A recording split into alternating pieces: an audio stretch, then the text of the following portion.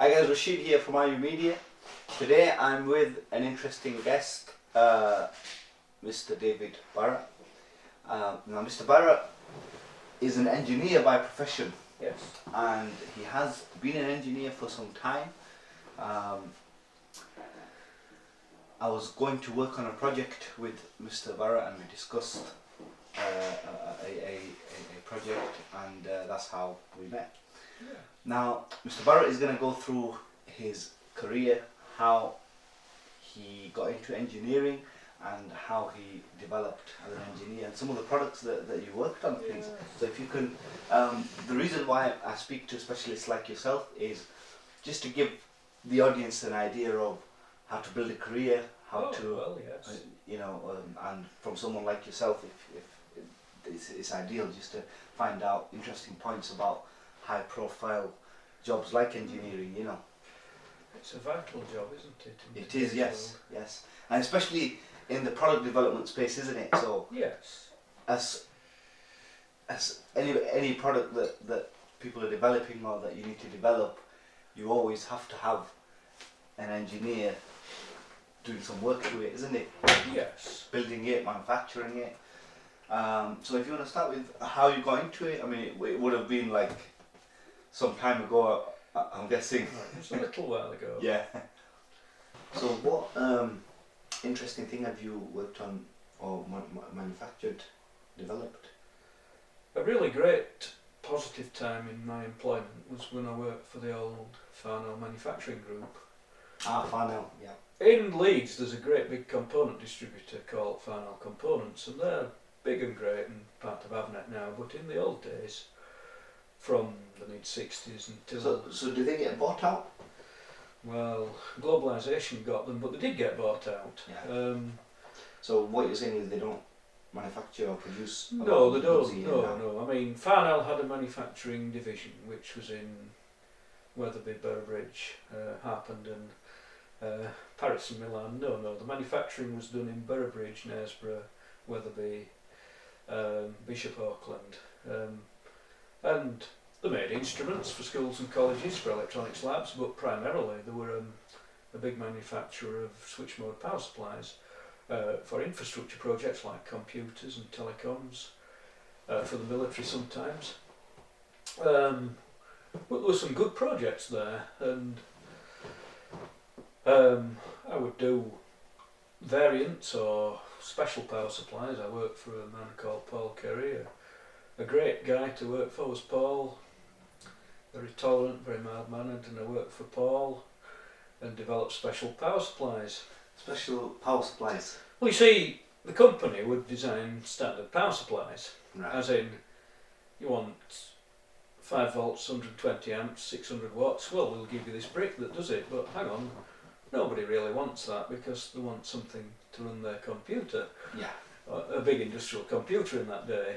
So this brick you can offer me, well, it's no good because we're not systems engineers. We can, it might look nice on the desk, it might not, but we can't really do much with that. We need something very special. So that company used to have customers like British Telecom and ICL, International Computers, GEC Computers in Dunstable, various military types of projects they were involved in, which were a bit secret, and the special stuff was a bit more interesting. So you might have to redesign the power converter to do something special, or put some bells and whistles in there, such as some logic control, and that was an interesting job. In fact, one of my favourite little jobs was we got this multi-module power supply, multi-rail power supply to design for GEC Computers in Dunstable, and this thing had to have a sequencing circuit so that all the rails were applied to the computer in the right order.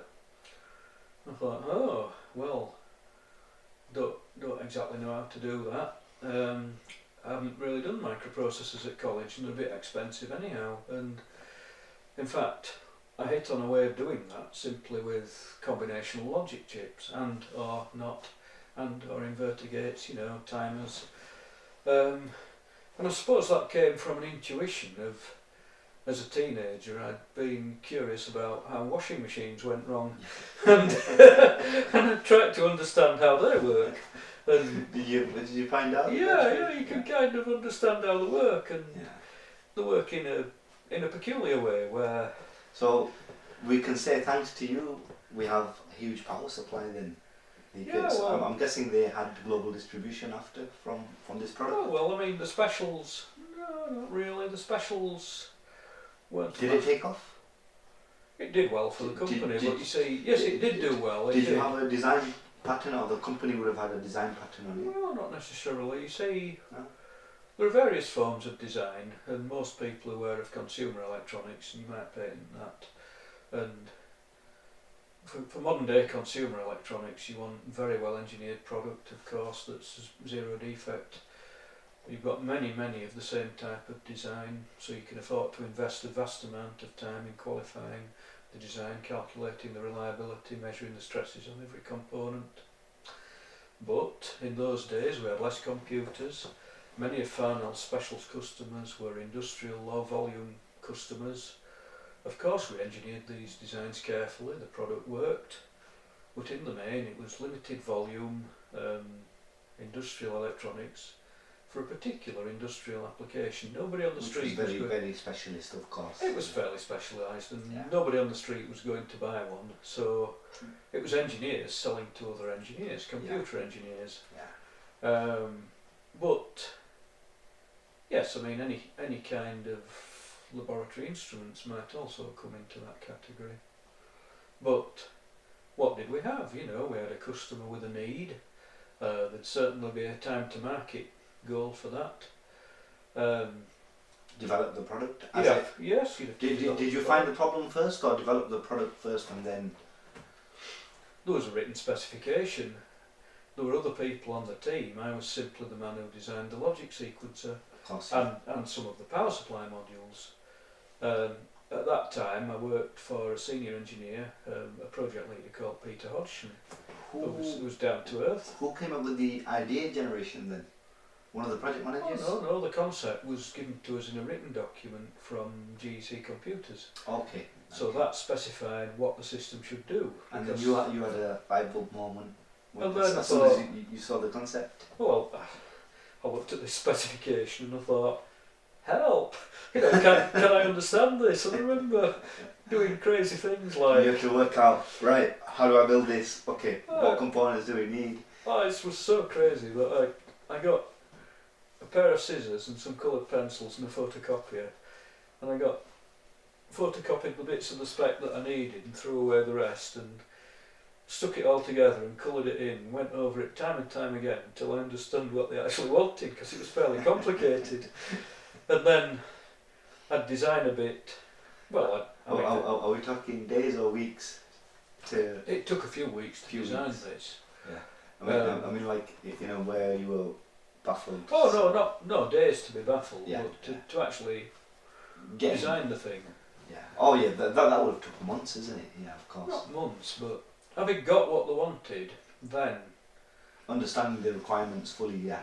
see, I realised in the company that there were other people who worked on clever instruments who understood microprocessors inside out in that day, but then, you know, we didn't have the integrated microcontroller, and the implementation with the microprocessor might have been relatively complex and costly even so.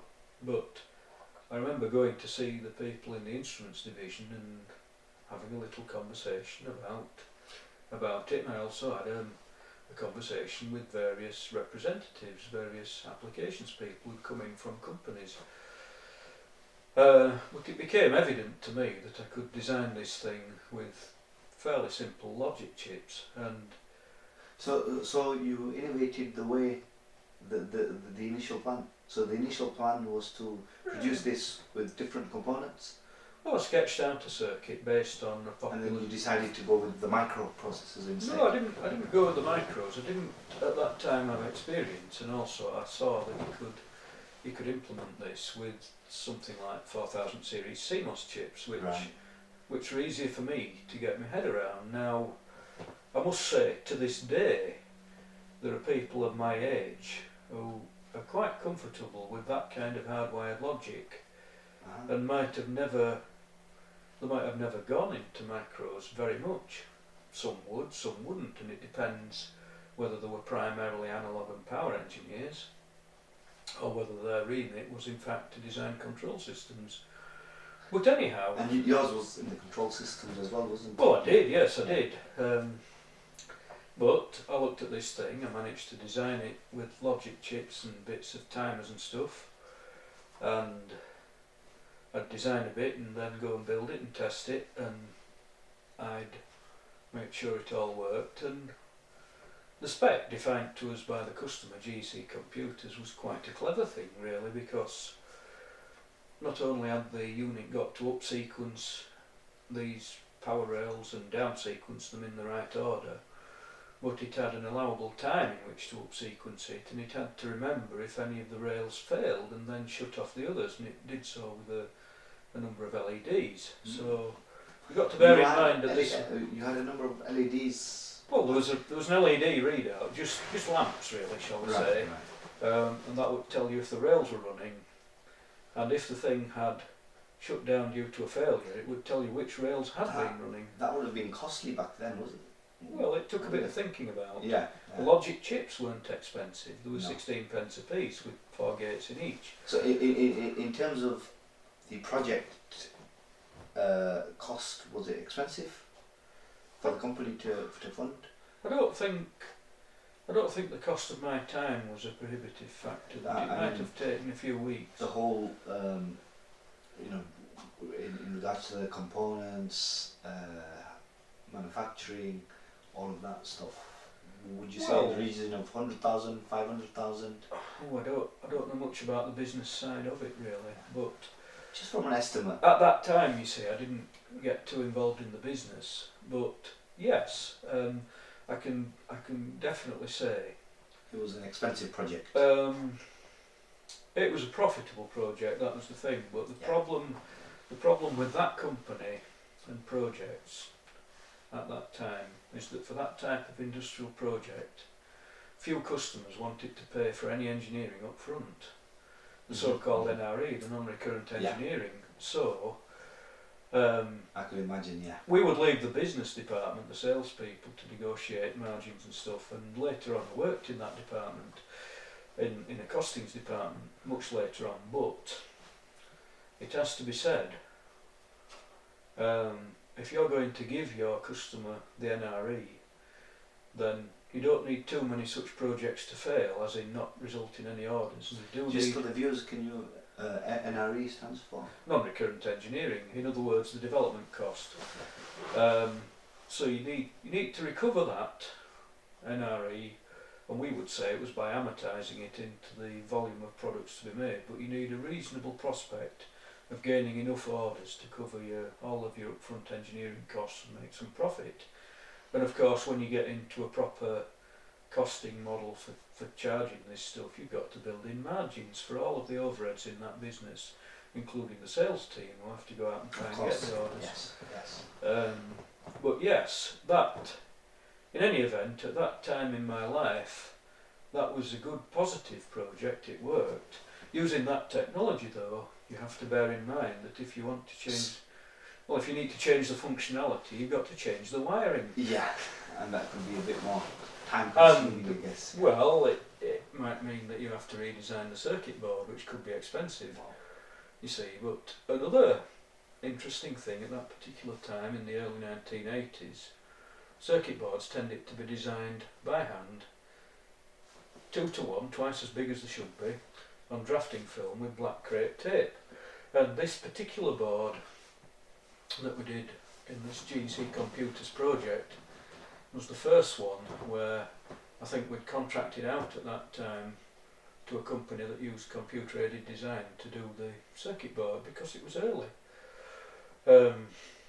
In the next 2 or 3 years, Farnell's got their own capability to do circuit board CAD, and it was a time of rapid change in the 1980s, but at that particular time we did a control system that worked perfectly well using old technology but with a computer-aided design, a CAD board basically. Who would you say took the risk on then? Was it Farnell that took the risk, or the company who you were designing it for? Oh no, the company we were designing it for would never take on the risk. They didn't know. Farnell were taking on the risk, and furthermore, I didn't perceive that I personally was responsible for the risk, although I knew that I had to do the design right. But at that time, fairly young in the company, there would be mentors and other people who were far greater than me who would certainly be able to steer me with the design, and if it got into difficulties they would help me. They would know as well, isn't it? Because that's pragmatism. Yeah. But you need to make a pretty good effort to do as well as you can. Yeah. Sometimes we'd have to go and see the customer and we'd have technical meetings, but sometimes we'd take a bag of tools, we'd hire a car, or maybe go on the train, we'd go to the south of the country and we'd go and sort something. Usually two of us would go because then it's it isn't quite like Custer's Last Stand then, is it? But the customers were always very polite with us, and we had a good reputation, I believe. Yeah. And Very good. sometimes I'd go with Peter Hodgson, who was my direct boss, and sometimes with the manager, Paul Yeah. Curry. Very good. But, Very good. we did a fair job, but the company itself had confidence, and in that company at that time there was a large number of development engineers who had a positive attitude to doing all sorts of stuff that weren't related to work, including cars and houses and all sorts of stuff. Yeah. Because that's in the mentality, it's in the blood of these people.